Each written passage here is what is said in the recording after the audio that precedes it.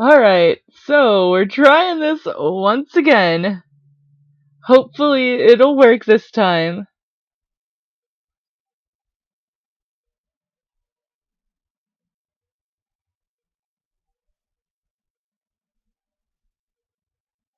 I am refreshing my own Twitch page just to make sure. It looks like it's good. Yes? Hopefully.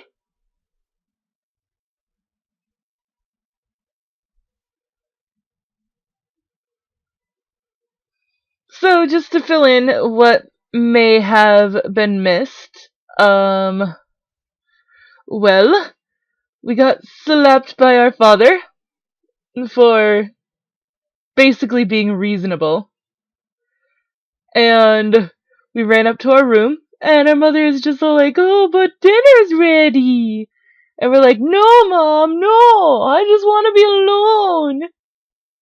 And so now we're here in our bedroom, alone. Also, it would be very helpful if somebody in chat would tell me if it's working fine. That would be fantastic.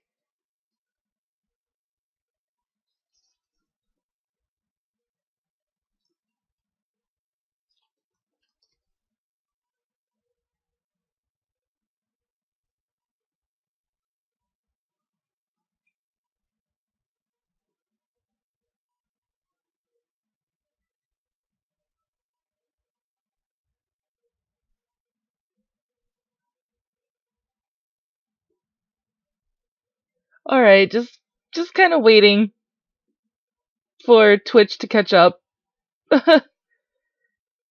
so that I know that we're live.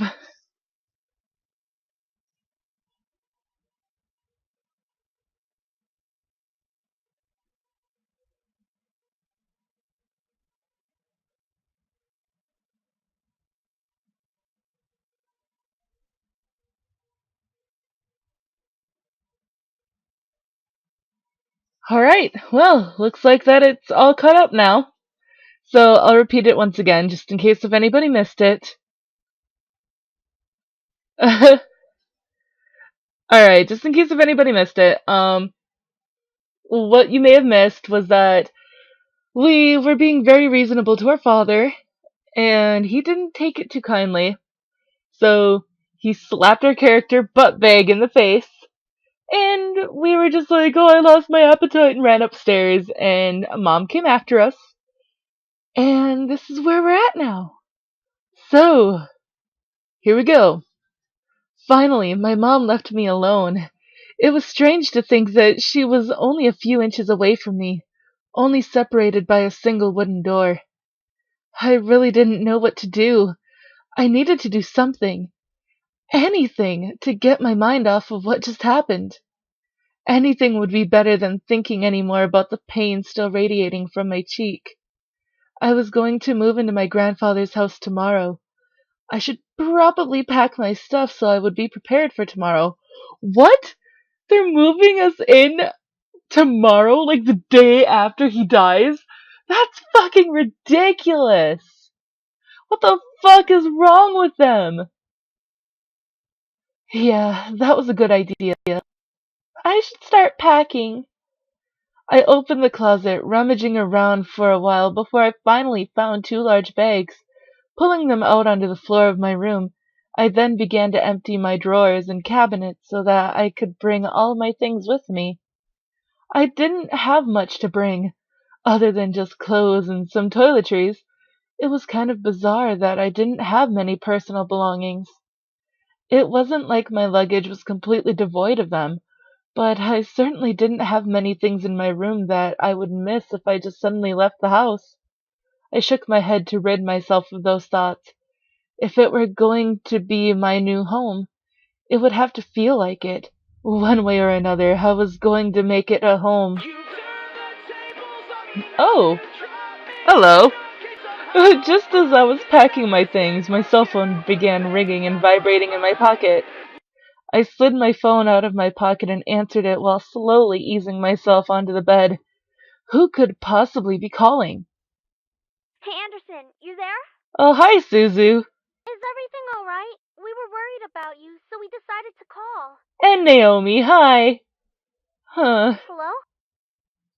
I'm really glad you guys called.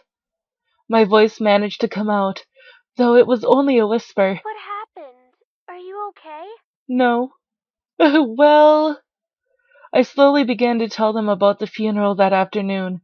A small silence followed when I was done recounting what happened, and to my relief, Naomi finally spoke up. I can't begin to imagine how you must be feeling right now. I'm so sorry. Do you want us to come over right now? No, it's okay. My dad isn't in a good mood, so could we just keep talking on the phone like this? Of course! We'd stay on the phone until the crack of dawn, right, Suzu? Yeah, we're always here if you need us.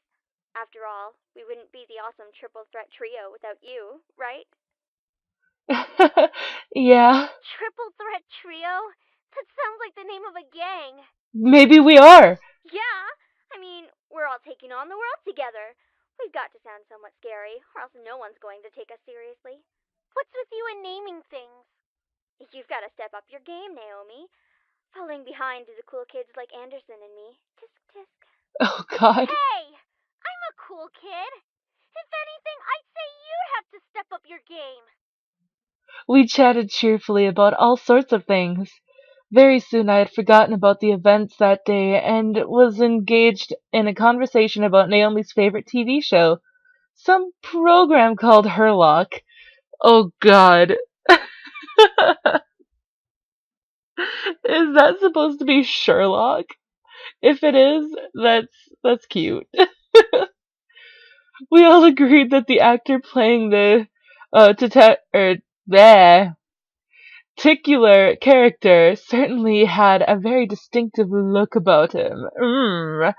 With that long overcoat and scarf wrapped around his neck. Yep, that is definitely Sherlock. We had many disagreements about who we thought was the coolest character. Yeah, he has really high cheekbones, and his eyes are pretty. Though I do have to say I prefer Jatson. Oh my god, really? Watson Jatson? Okay. And just as a and as a bonus, his actor is just so sassy. I looked at the clock hanging on the wall and realized how late it was. Whoa, it's already 1 a.m.? What do you mean already 1 a.m.? That's early. Sorry for keeping you guys up so late. I think I'm gonna hit the hay for tonight. See you guys at school tomorrow. I should probably shower and go to bed. I can't believe I stayed up this late just to talk to my friends. But it was really nice. Well, to the bathroom I go. I took a relaxing shower. Nothing beat hot water and the feeling of being clean. After drying myself, I promptly dressed in my pajamas and crawled into bed. A nice hot shower after a long day. I'm so glad to finally be in bed. It had been a really long day. I knew that I was wishing for something to change back in class, but I certainly wasn't expecting any of the things that happened today. And I have to go back to school tomorrow. Ugh. I curled up on my side and tightly wrapped the blankets around me.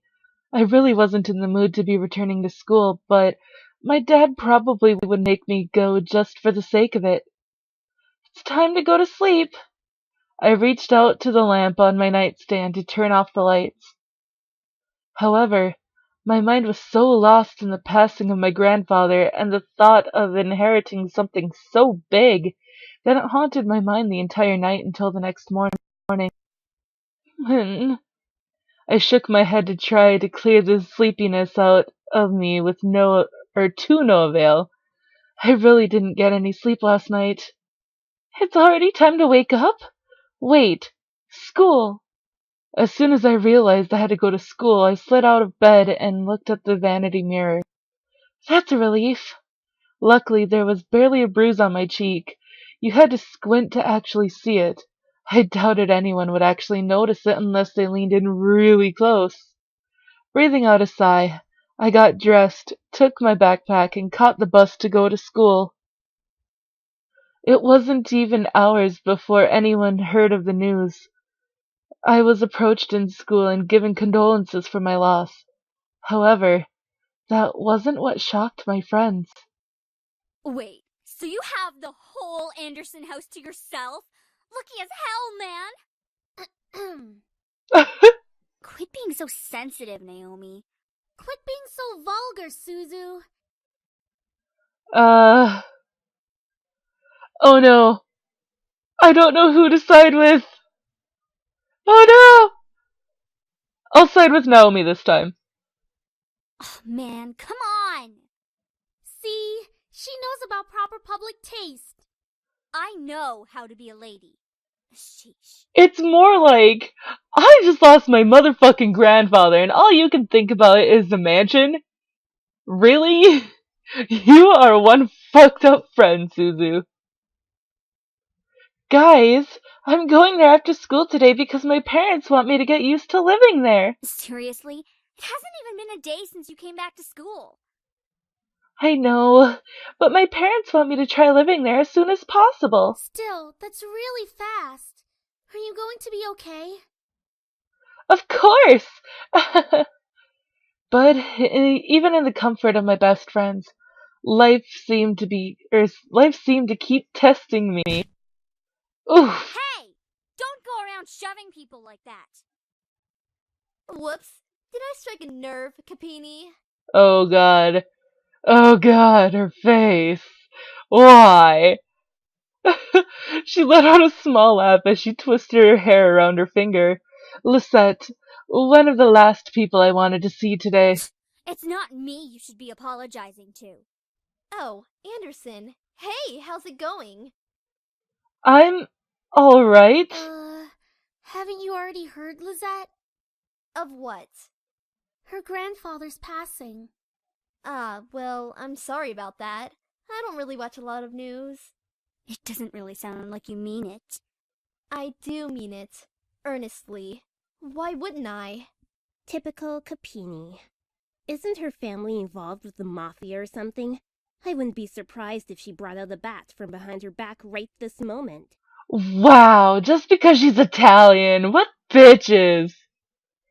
I had nearly forgotten the crowd that followed Lisette, which was mostly comprised of people that no one wanted to see on a typical school day. No one had the slightest idea why exactly they followed Lisette around persistently, but they labeled themselves as social equals with her. That is out of line. Suzu comes from an honest family. Says the one whose family profits from political scandals. Yeah, your dad doesn't make anything unless he's in the court with dirty politicians. Wow. Hey, let's all calm down for a second, alright? I'm sure Anderson needs some time to recuperate. I mean, what just happened? We need to give her some respect. Just stop.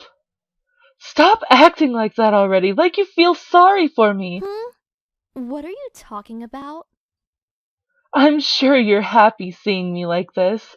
You already have everything you wanted, and now seeing me like this, life couldn't get any better.